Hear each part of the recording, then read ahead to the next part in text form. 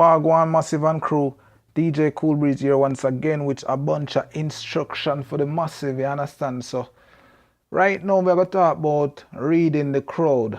And reading the crowd, I would say, is one of the most important skill a DJ can ever possess, because it is a skill that it takes experience to actually master it.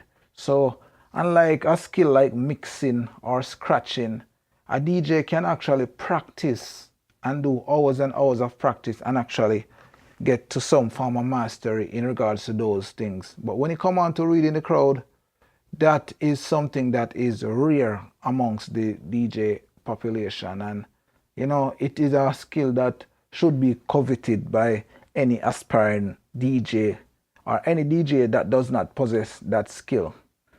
Alright, so for me, what I use to get a feel or understanding of the music that the crowd wants to hear is actually observing.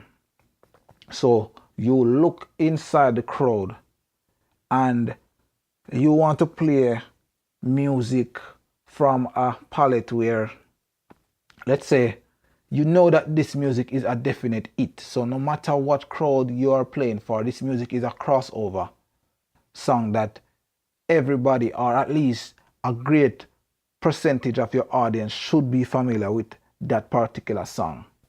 And then that's one. So knowing the song to play and knowing when to play the song. So say if it's an early part of the night and say the place is not jam-packed to capacity or not to that peak capacity, you got to know the song to play. So whether it be a hit song or a song that the audience know, if you play that song too early, you might not get a positive reaction or the desired reaction by playing that song, even though it's a big song.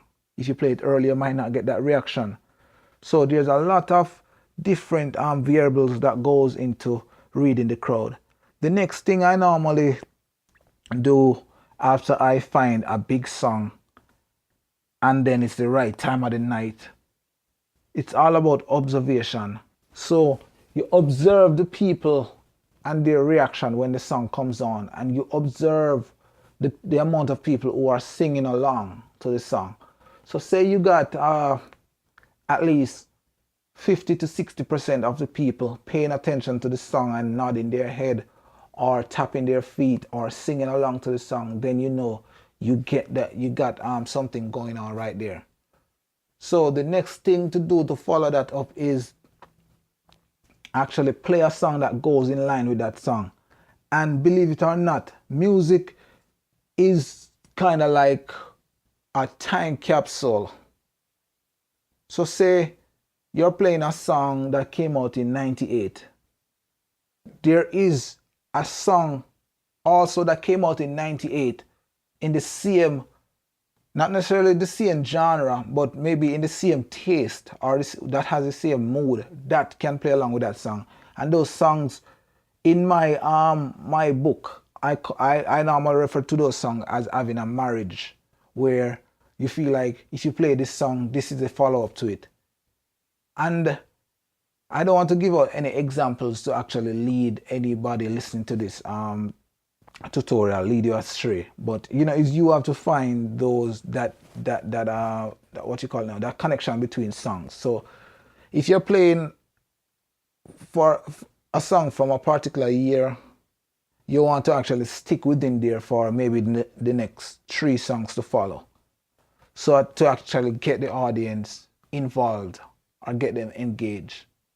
So once you do that now and you get the feel of what they like, so say you drop 3 more songs with that same taste, then if you had 60% of the crowd nodding their head or stomping their feet or singing along, and you play something in the same taste, you might get a 70% reaction.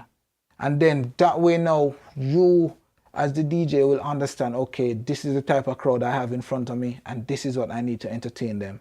The rest of that now would be you playing the songs and using your DJ skills when it comes on to the part of the songs that they want to hear or that they want to sing along to. That's where your skills would come in now in regards to mixing or letting the song go into that section, and you're adding your effects to soften the mood or to build up a vibe or whatever.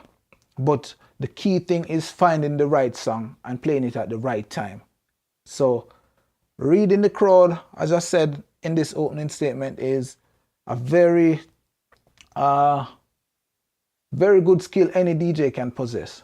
So it takes practice, takes a bit of experience, but with these tips that I just dropped, it should make you closer to being able to read and understand your crowd. I will not say I'm a master of reading the crowd. However, I have an understanding that I know what direction to take them and what songs to play after. Once again, I'm DJ Cool Breeze. If you like this video, give it a thumbs up, subscribe to the channel. Peace, one love.